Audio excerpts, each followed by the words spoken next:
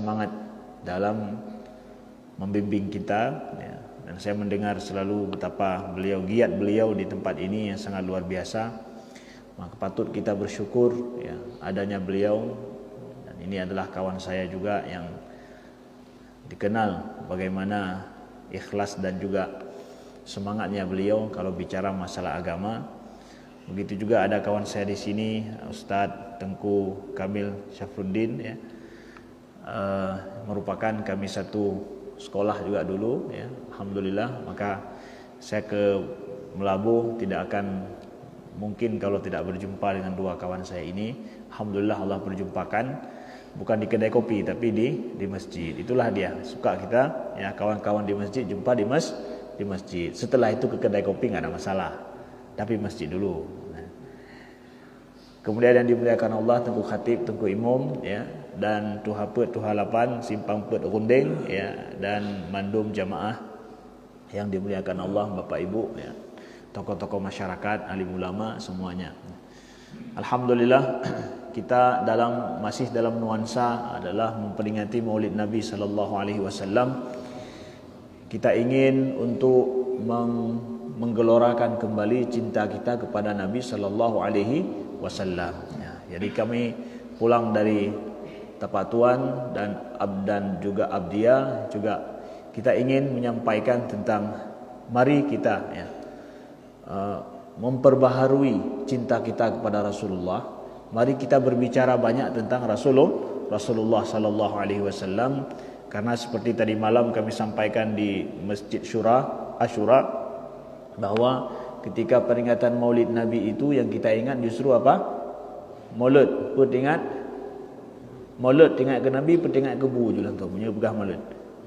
Awai ingat ke bu daripada ke Nabi. Nya ke engkau ya, Maulid itu kita masa mengingat Nabi, yang lupa-lupa kita akan Nabi kita, kurang kenal kita siapa Nabi kita, maka saatnya kita, ya, mengajak umat untuk, ya, mengembalikan ingatan mereka kepada Nabi Muhammad. Begitu juga, ya, yang belum kenal dengan sejarah beliau, kita kenal dengan sejarah beliau, ya. Belum mampu untuk mencintai beliau, cari usaha untuk mencintai Nabi sallallahu alaihi wasallam.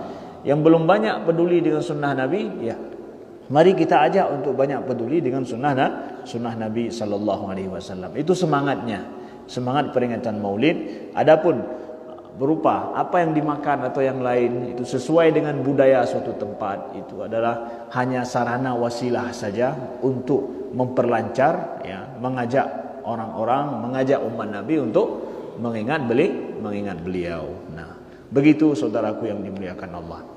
Suatu ketika seorang sahabat berjumpa dengan Nabi sallallahu alaihi wasallam. Beliau berkata, "Ya Rasulullah, la anta ahabbu ilayya min mali wa ahli." Ya Rasulullah, engkau itu lebih aku cintai daripada hartaku dan juga daripada keluargaku. Wa inni la azkuruka wa la atiku hatta anzura ilaik. Ya Rasulullah, setiap aku mengingatmu, maka aku tidak akan sanggup kecuali sampai aku memandang padamu. Setiap aku ingat engkau, maka aku tidak sanggup, tidak kuat sampai aku melihatmu. Mesti aku harus lihatmu. Wa inni wa annaka idza dakhaltal jannah rufi'ta ma'an nabiyyin. Ya. Dan engkau nanti ya Rasulullah, kalau engkau dimasukkan ke dalam syurga, rufi'ta ma'an nabiyyin, engkau akan diangkat bersama dengan nabi-nabi. Wala anduru ilaik, dan aku tidak sempat lagi memandang pada wajahmu. Nah, begitu tingkat rindu sahabat.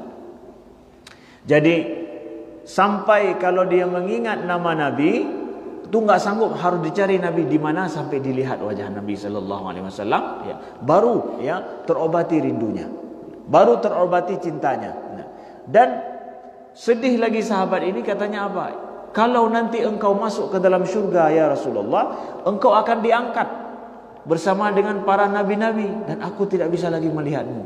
Nah, sampai ke syurga juga masih takut, enggak sempat lihat Nabi karena enggak bersama. Ya Rasulullah, kalau masuk ke dalam syurga nanti, kalaupun aku ditakdirkan masuk, kita akan berpisah juga. Kenapa? Engkau bersama nabi-nabi, aku tidak jumpa juga denganmu. Maka selama di dunia ini aku akan selalu melihatmu. Makanya ada sahabat yang lain juga yang selalu memplototi Nabi, lihat terus begitu. Ya. Nasibnya sama juga. Beliau mengatakan bahwa sampai ada sahabat yang bilang, kok gitu lihat Nabi? Aku tahu kalau Nabi masuk dalam syurga nanti nggak sempat lihatnya lagi. Bayangkan masuk dalam syurga nggak sempat lihat Nabi. Di dunia masih sempat, di syurga nggak sempat lagi. Betul juga kan? Masa alam syurga hampa dengan Nabi? Ya. Kemudian turunlah ayat ni, gara-gara ini sahabat-sahabat Nabi yang seperti ini, turunlah ayat daripada surah An-Nisa ayat ke-69. Ya. A'udzubillahi minasyaitonirrajim. Bismillahirrahmanirrahim. Wa may yuti'illaha war rasul faulaika ma'an nabiyyina wa faulaika man an'amallahu alaihim minan nabiyyina wasiddiqina wasyuhada'i wassalihin. Ya. Jadi barang siapa yang taat kepada Allah dan Rasulnya, maka mereka bersama dengan orang-orang yang diberikan nikmat oleh Allah, minan nabiyyina, yaitu daripada para nabi, wasiddiqina wasyuhada wassalihin, wa hasuna ulaika rafiqa. Sungguh itu sebaik-baik teman dan kawan. Nah, jadi turun ayat ini untuk memastikan bahwa siapa yang taat kepada Allah dan Rasulnya, ya, maka dia akan dikumpulkan bersama dengan nabi-nabi, ya, anbiya wassalihin wasiddiqin wassalihin wasyuhada wassalihin. Itu akan kumpul semua, enggak akan berpisah itu. Siapa yang taat kepada Allah dan Rasulnya, ya, maka dia akan dikumpulkan dengan para nabi nanti di surga, enggak berpisah. Kalau tadi kan terpikir para sahabat di dunia bisa lihat Nabi, di surga malah bisa terpisah dengan Nabi karena beda kelas. Satu kelas VIP, kita kelas ekonomi mungkin, ya. Begitu bisa enggak? Ternyata dengan turun ayat ini senanglah para sahabat dan kita juga senang. Kenapa? Ternyata enggak dipisahkan. Taat pada Allah dan Rasulnya, kita akan dikumpulkan dengan orang-orang soleh, orang-orang syuhada, siddiqin, orang-orang yang benar beriman pada Allah, kemudian dan para anbiya semuanya. Masya Allah. Ada masanya, ternyata ada syaratnya kita bisa berkumpul dengan mereka. Sehingga dalam hadis Nabi juga katakan, man ahabbani kana ma'i fil jannah, daripada Anas bin Malik. Nah, jadi siapa yang mencintaiku, maka dia akan bersamaku di surga. Ternyata ada kunci kita bisa bersama Nabi. Apa itu?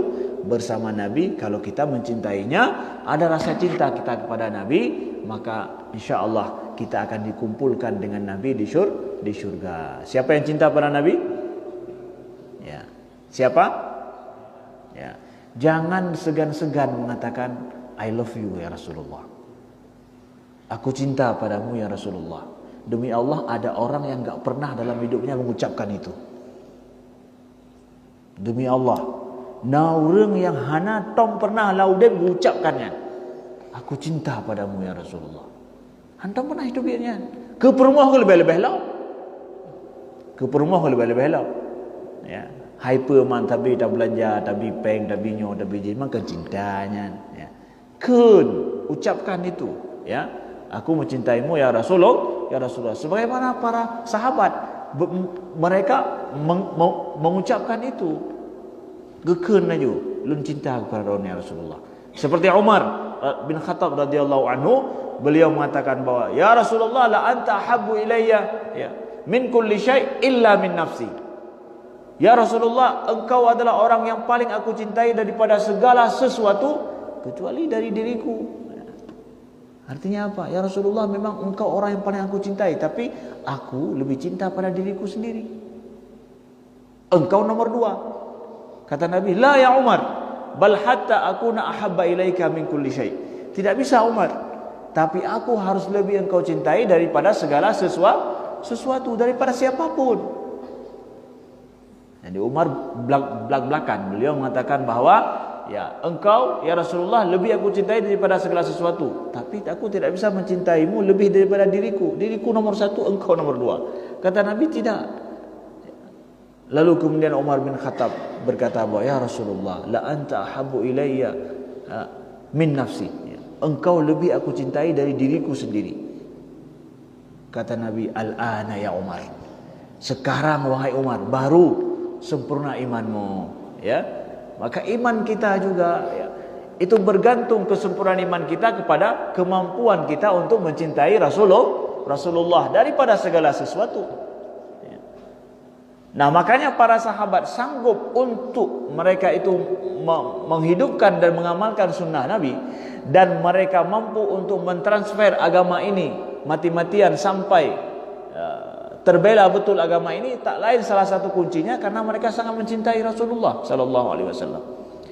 Kecintaan mereka yang amat sangat kepada Nabi itu yang menjadikan agama ini terpelihara dengan baik. Tidak ada satu wasiat Nabi pun yang mereka lewatkan.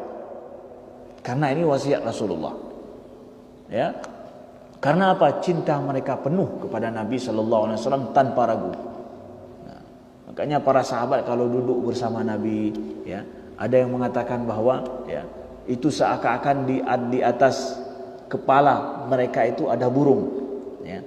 Na ticim atau hulai, ya. Seakan-akan. Artinya apa? Kalau ticim atau hulai mukuyok katanya, ya. Ya, sehingga tidak banyak menggerak-gerakkan kepala, takut burungnya terbang. Jadi begitulah kira-kira khusyuknya mereka duduk di depan Nabi sallallahu alaihi wasallam. Pernah Nabi utus Abdullah bin Rawahah. Abdullah bin Rawahah diutus oleh Nabi ke Khaybar untuk litaqim tamar Khaybar, untuk melihat bagaimana hasil produksi kurma di Khaybar, karena Khaybar itu tempat orang Yahudi. Dan itu adalah tempat di mana paling subur produksi kurma. Nah, Nabi akan mengambil bagian daripada produksi kurma itu, untuk sebagai pajak. Nah, karena mereka tidak wajib zakat, tapi Nabi ambil sebagai pajak negara. Nah, lalu orang Yahudi ini menyogok Abdullah bin Rawahah supaya tidak banyak-banyak ambil.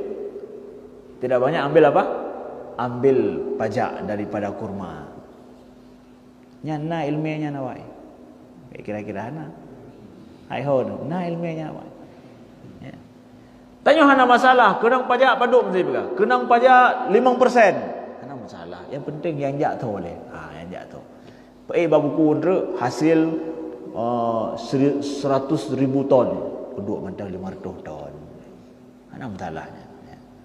Ya, yang penting jok bersep jok kuno. Ya, benar. Bersep jok kurang lagi. Jadi masalah hukum ijak laju. Yang penting yang menjalankan hukum taman. Yang mana iji? Ya, ilmiah Yahudi ya.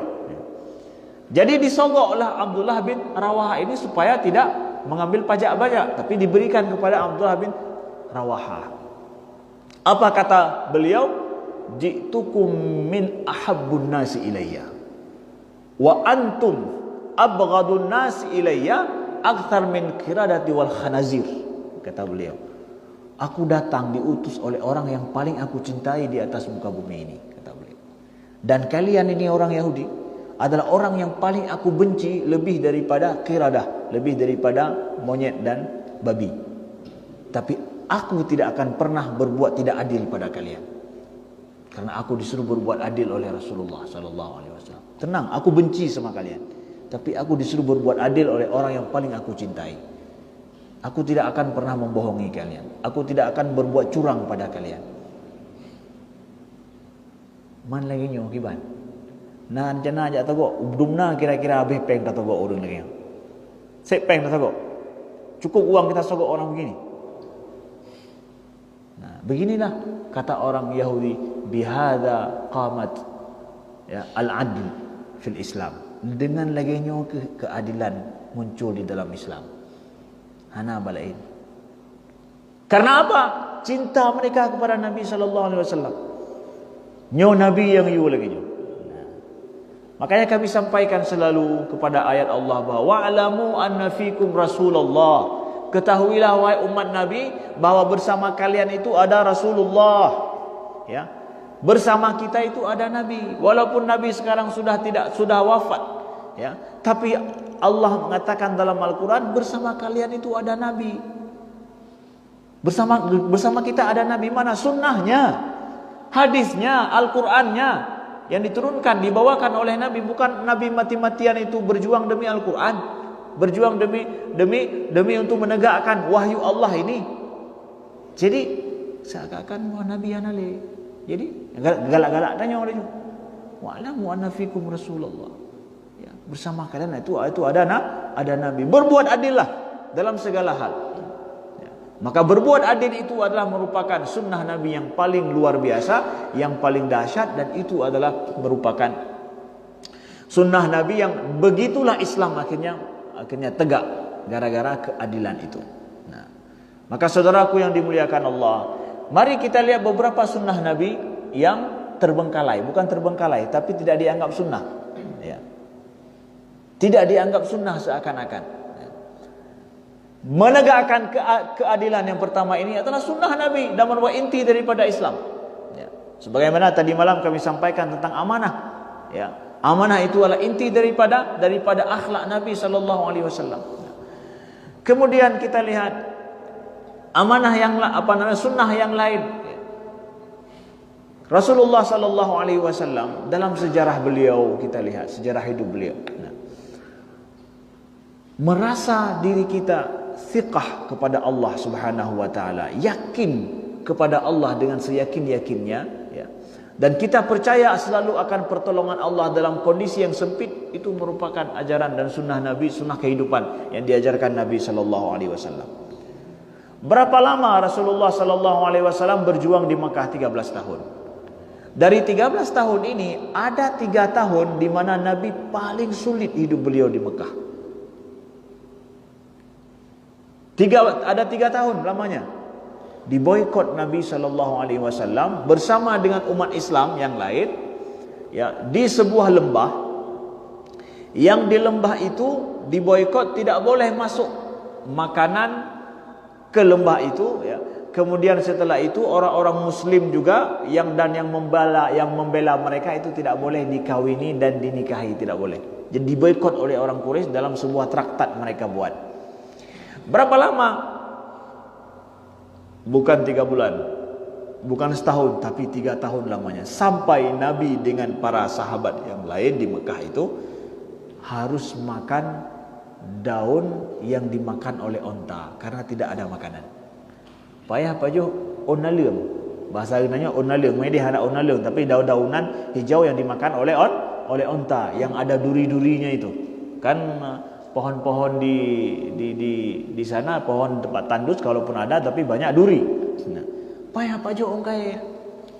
Yang katanya on kaya yang memang layak untanya pajo. Mai deh. Daun yang dimakan onta, atau bahasa kita rumput. Harus makan rumput bahasanya. Maaf cakap. Karena apa? Tidak cukup makanan. Ya. Lama, 3 tahun lebih. Istri beliau Khadijah radhiyallahu anha itu harta beliau keluarkan habis-habisan pada saat itu demi untuk menolong Nabi dan juga para mukminin pada saat itu. Sampai 3 tahun ini, adakah sejarah mencatat bahwa beramai sahabat yang murtad tubik dari Islam panena rupaji gupegah tabela Nabi Muhammad ho berat aju ho sulit laju, ya. Katanya masuk Islam itu akan mempermudah hidup, tapi ternyata masuk Islam ho berat aju mencupit aju mencekak tu panena apa ya tubik tu para sahabat Islam. Karena apa? Tamu Islam rencana mencapeng, tamu Islam rencana untuk bumanga udip. Ada begitu? Tidak ada. Tidak tercatat para sahabat keluar daripada Islam walaupun kondisi sulit begitu. Ini kita kadang kalau sudah ada kalun taubat, Ustaz, saya sudah hijrah, saya sudah taubat, saya tinggalkan semua harta haram itu semua. Tapi sekarang Ustaz, setelah saya taubat, sulit sekali hidup saya. Saya sudah dengan keluarga sudah cekcok, kemudian anak saya Ustaz sudah ini, udah uang sudah tidak ada lagi. Jadi kiban cerah. Masa saya taubat kembali kepada Allah, hidup saya susah. Jadi rencana taubat supaya hidup mudah atau mendekatkan diri pada Allah. Para sahabat masuk Islam bersama Nabi itu kan, ya, dibawa oleh Nabi kepada mereka Islam, ya, untuk merubah hidup mereka dari kesesatan kepada hidayah, ya. Tapi kiban cerah, bayangkan itu Sampai para sahabat bertanya kepada Nabi bahwa mata Nasrullah, ya Rasulullah, kapan pertolongan Allah ini? Mata Nasrullah, kapan Allah akan menolong? Karena Nabi selalu menjanjikan Allah akan tolong kita. Mata Nasrullah, apa kata Nabi? Apa dijawab oleh Allah? Ala inna nasrallahi qarib. Sesungguhnya pertolongan Allah itu dekat. Pertolongan Allah itu dekat. Dekatnya kiban dah kira. Oto berarti lusa raya. 3 minggu, si bulan. Leton pihana cik lo. Setelah 3 tahun meninggal lagi siapa? Khadijah radhiyallahu anha. Ya Allah, orang yang paling dicintai Nabi. Lehnya meninggal lo. Kiban pertolongan Allah le. Orang yang paling tanya cintai dalam sulit begitu meninggal. Kemudian meninggal Abu Talib lagi, yang membackup Nabi selama ini terus menerus dalam kondisi sulit, meninggal lagi. Akibat cara pertolongan Allah, orang yang paling membackup Nabi, membackup umat Islam meninggal. Setelah itu Nabi harus hijrah ke Taif lagi. Akibat cara dapat hidup pertolongan Allah yang akan dijanjikan, harus hijrah ke Taif. Nabi keluar ke Taif. Setelah itu bukan Nabi keluar, semua harus keluar dari Mekah ke Madinah. Kiban cara apa sih pertolongan Allah bukan? Pergi gara-garanya sahabat-sahabat yang tubik daripada Islam tidak dicatat ada sahabat yang keluar daripada Islam ketika di Mekah dalam kondisi sulit begitu. Mereka yakin pertolongan Allah itu dekat, tetap. Mereka yakin. Masalah waktu, 1 rezim, 2 rezim itu biasa. Ya. Boleh jadi memang setengah abad pertolongan Allah baru datang, atau mungkin 1 abad. Ya. Setelah 1 abad, emang itu 1 abad itu jauh lama, bagi Allah sebentar. Ya. Bagi kita merasa lama, maka jangan goyang iman kita kepada Allah. Dalam kondisi sulit, tak kancur nagro. Makanya sering orang bilang bahwa memang zaman kakek ni urang kapalo mendum pemerintah kah hana betul mendum siro ulama bi hana betul panena kabeh mendum tanyo kancu mendum tanyo ya hana harapan gaduh. Ini akhlak ataupun persepsi seperti ini itu adalah sangat membunuh umat Nabi sallallahu alaihi wasallam. Kalau mengatakan bahwa ini sudah akhir zaman, sudah begini, akhlak sudah habis, enggak ada harapan kebaikan, kata Nabi, man qala ahlakan nas fa huwa ahlakuhum. Yang mengatakan bahwa kabeh hancur urang mendum, nyan ke urang yang paling hancur, kata Nabi. Yang mengatakan bahwa sudah enggak ada harapan lagi depan, dia itu orang yang enggak ada harapan. Nabi tidak memperbolehkan umatnya seperti itu. Fa huwa ahlakuhum, kata Nabi, atau ahlakahum dalam riwayat yang lain. Ya, orang yang mengatakan bahwa sudah hancur umat Nabi ini atau sudah hancur manusia ini, ya, sudah tidak ada harapan lagi, dia orang yang paling tidak ada harapan, yang paling hancur. Atau maknanya dengan mengatakan demikian, dia orang yang menghancurkan orang lain, menghilangkan semangat orang. Nih sunnah Nabi sallallahu alaihi wasallam. Dalam kita menghadapi kondisi sulit dalam kehidupan, bandingkan dengan kondisi Nabi dulu. Bandingkan dengan kondisi Nabi dulu. Bagaimana Nabi menjalani sunnah kehidupan dalam menghadapi tantangan. Nah, dari sini kita lihat beliau tak urung pegang bawahnya kaki jamun hai tunggu, hai ustaz. Hana macam ni pegang hidau nak ke jamun. Tak perlu ustaz dan tengku untuk cari dalih bahawa zaman sudah akhir. Pada apa? Kau mulai belun itu biar tikan, kau tinggal belun, ataupun dan lagi nyoka perang di Suria letak. Tak perlu dicari akhir zaman. Memang sudah akhir zaman. Hari ini lebih akhir daripada kemarin. Lusa lebih akhir zaman daripada sebelumnya. Akhir zaman setiap hari berganti, sudah akhir zaman memang. Semakin dekat dengan hari kiamat. Jadi hendak pun cari-cari bukti. Tapi bagaimana umat Nabi ini bisa sejahtera di akhir zaman? Ya, umat Nabi terpelihara ya di akhir zaman, itu yang kita pikirkan. Ya, bagaimana umat Nabi ini, Islam ini terbela, ya, memakmurkan bumi. Ya, ini yang kita pikirkan. Kita fikir tanda-tanda akhir zaman. Maka kami tidak cocok sepakat dengan ustaz-ustaz tengku-tengku yang le berhabar tentang nyo kaki jamun. Malah kaki jamun hon umai urang nyo man, hon pakat bencana. Yuja duduk dalam masjid baik pegang tak boleh. Enggak, semangat ya. Semangat untuk menghadapi kesusahan hidup, itu diajarkan Nabi SAW. Itu sunnah perjuangan beliau. Ya. Mata nasrullah, ala inna nasrullahi qarib. Sesungguhnya pertolongan Allah itu dekat. Tahu pertolongan Allah. Ya, mantau paduk. Nah, setelah 13 tahun hijrah ke Madinah, di sana ditolong oleh Allah Subhanahu wa taala. Ya, di Madinah nampak pertolongan Allah ya kepada para sahabat. Nah, kemudian ketika kita lihat ketika Nabi pergi berhijrah, itu pergi berhijrah, sedang hijrah ya. Sedang hijrah ya. Itu Nabi sallallahu alaihi wasallam ya. Nyawa Nabi, kepala Nabi, darah Nabi itu dihargakan dengan 100 onta oleh orang Quraisy. Siapa yang mendatangkan Muhammad hidup atau mati akan dibayar 100 onta bagi orang itu. Man serta unta punya sabah unta ino harga apa duk? Ya. Harga apa duk 1 juta ino? Pada sabah unta punya sabah lumo paduk dah ino. Lumo yang tasi untuk kerben paduk yang lagak lah. 18 juta dah pula. Kaya mana? Atau di Melabuh murah-murah lo. Ya. 18 juta. Yang mana Ustaz Santo berusaha orang yang paduk bawah lumo nak tasi dia tu. Man punya kena unta apakah yang god 20 juta. 20 juta kali 100 paduk 2M 2 miliar. Siapa yang mendatangkan Nabi Muhammad sallallahu alaihi wasallam itu akan mendapatkan hadiah 2M.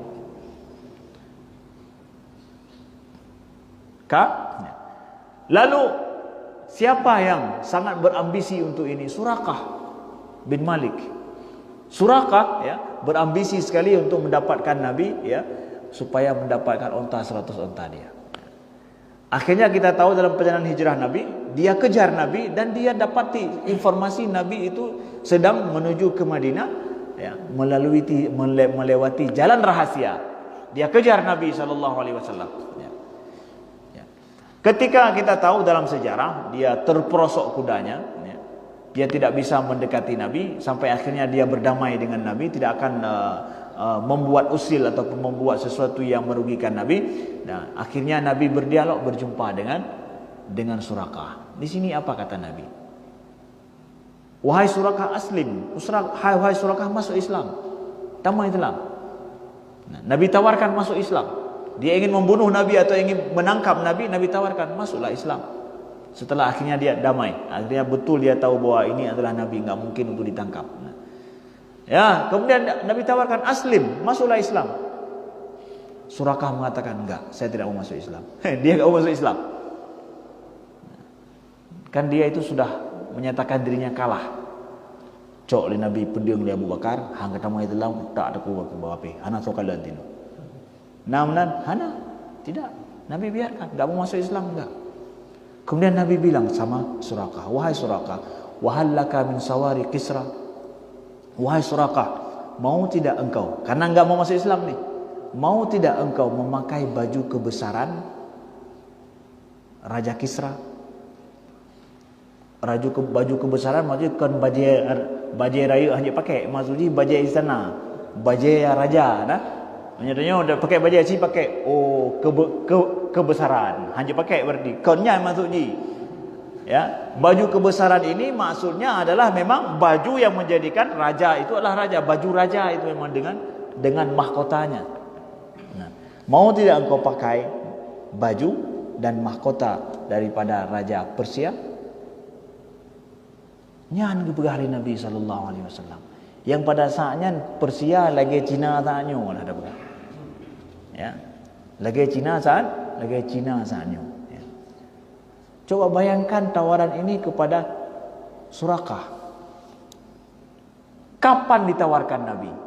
Pada saat Nabi berkuasa di Madinah atau pada saat Nabi, maaf dalam tanda kutip, sedang lari dari Mekah melalui jalan-jalan sembunyi? Kan Suraqah haji bukan? Iya, dakwah pakai baju ni petang payah peluang. Ya. Kiban cara, ya. Maaf ya, begitulah bahasanya ya. Hanya dalam tanda kutip saja. Nyo matang payah peluang, sahabat-sahabat draw nang kabeh kocar kacir peluang ke di Madinah. Ya, draw nang pi payah mutom peluang. Kiban cara Jak pegah menjanjikan baju Kisra. Nabi tawarkan Islam, enggak mau masuk Islam, Nabi tawarkan lagi itu. Ya. Wahai Suraqah, kalau engkau masuk Islam, engkau akan melihat, engkau akan memakai baju itu. Ya. Artinya apa? Bahwa kekuasaanku ini, Islam ini akan menguasai, akan meruntuhkan Persia itu. Akan meruntuhkan Romawi itu. Mereka akan berkuasa. Orang Islam akan menguasai itu semua. Tingkat apa keyakinan Nabi atas pertolongan Allah. Dalam kondisi kita terjepit dan sulit, lihat keyakinan Nabi akan pertolongan Allah itu seperti apa. Itu sunnah beliau. Ya, sunnah beliau. Ini kita kadang dalam kondisi sempit, gadah lalu harapan. Ya. Sudah kehidupan hari-hari hana harapan, lah mulai pergi gadah harapan. Mengapa dah udah belum?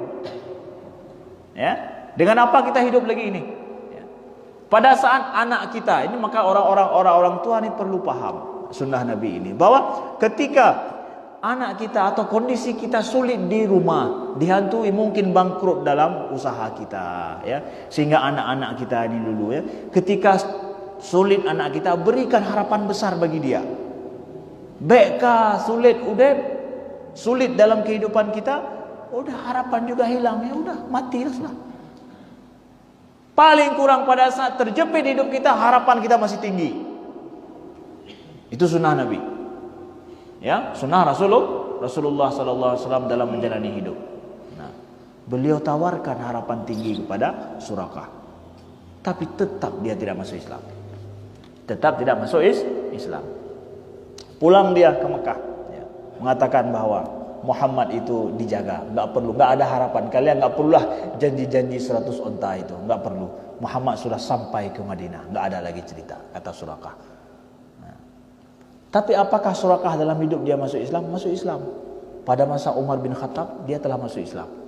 Ketika Umar bin Khattab berkuasa, Suraqah masuk Islam. Sudah masuk Islam dia.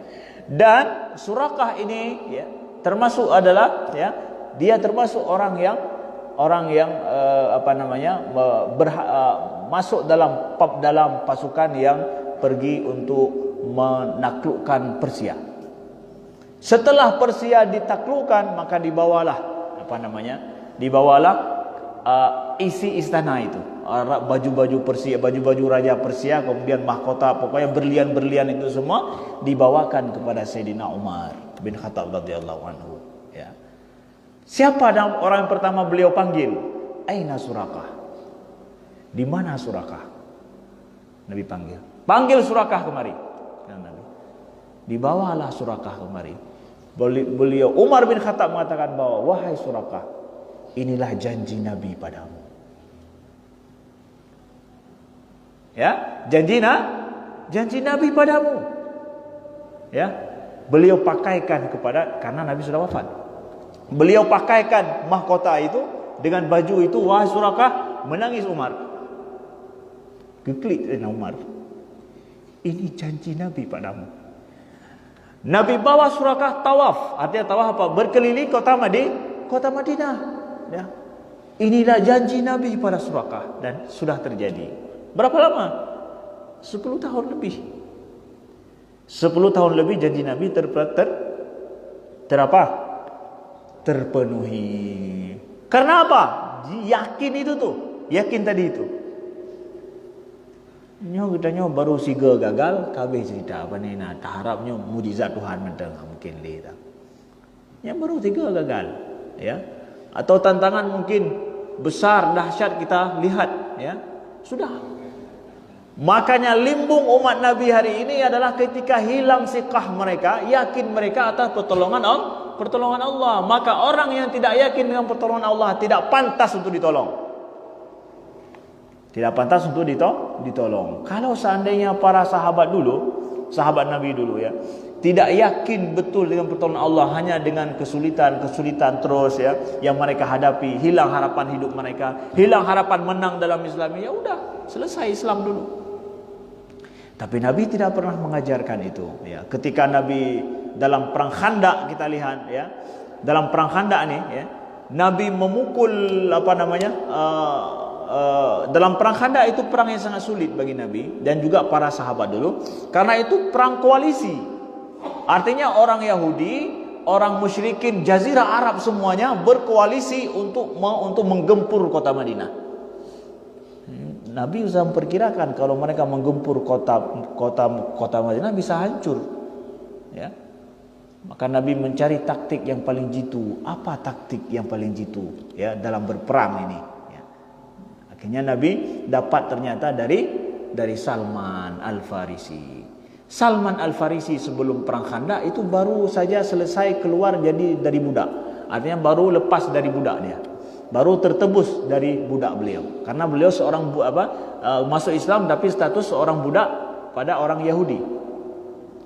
Maka beliau ingin membela Islam. Kata beliau adalah, kita ya Rasulullah. Beliau survei kota Madinah. Beliau lihat bahwa ternyata kota Madinah itu dilindungi oleh gunung. Maka ada bagian depan, bagian ujung sana yang merupakan bagian yang dari sana musuh akan masuk. Maka beliau sarankan kita buat khandak.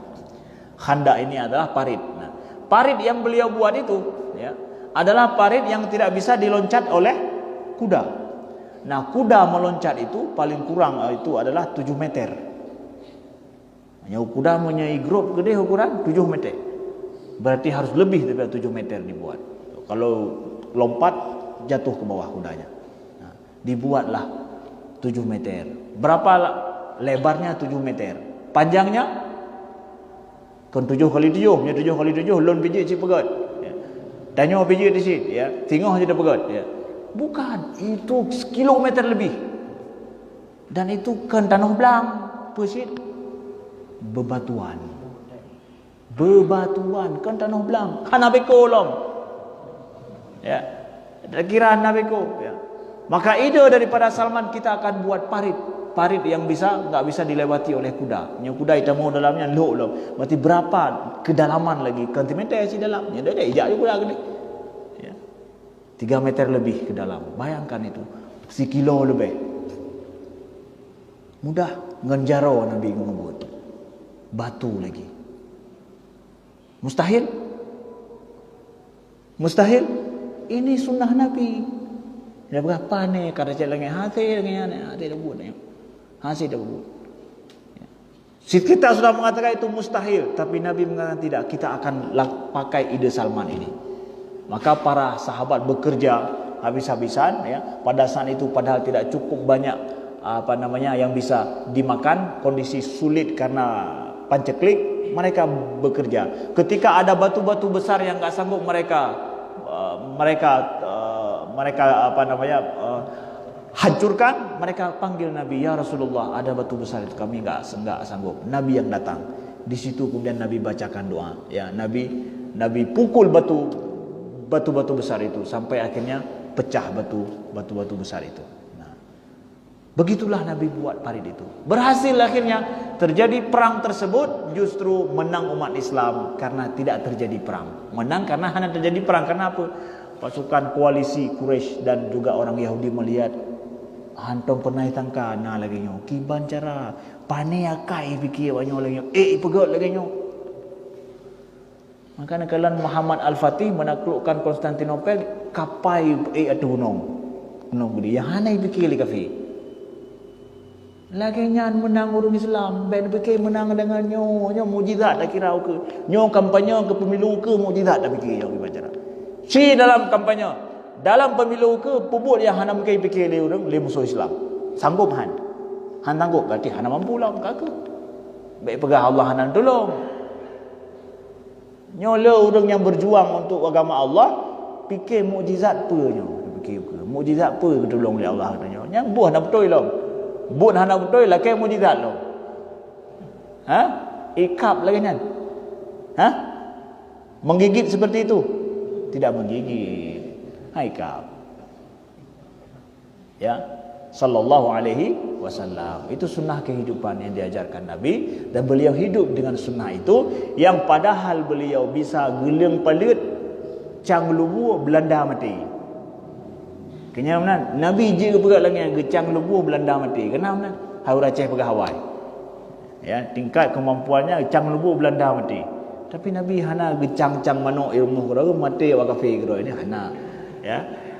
Hana lagi nya. Begitulah sunnah kehidupan Nabi sallallahu alaihi wasallam dengan sahabat. Kan. Mungkin ohno kebentang baik panjang-panjang tak karena ujud uro kerja ya.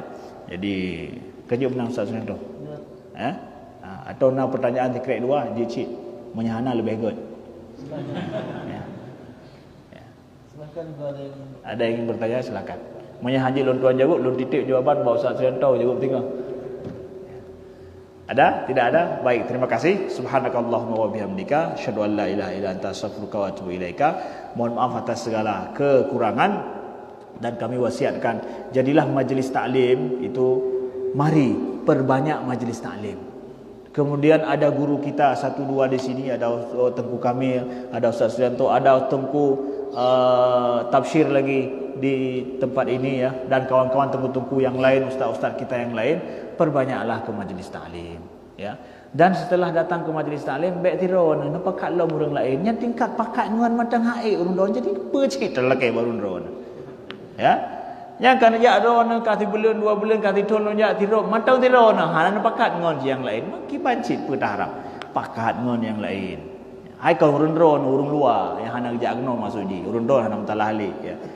Nya dapakat urang luar saling mengajak satu sama lain ya. Apa untuk menyegarkan pemahaman agama kita, terus kita belajar dan menyemangati umat Nabi sallallahu alaihi wasallam untuk berjuang demi Islam ini sesuai dengan kapasitas kita masing-masing. Kajib nah. Kajib. Insyaallah. Terima kasih mi dan ayah. Terima lebih kurang buang kemah. Assalamualaikum warahmatullahi wabarakatuh.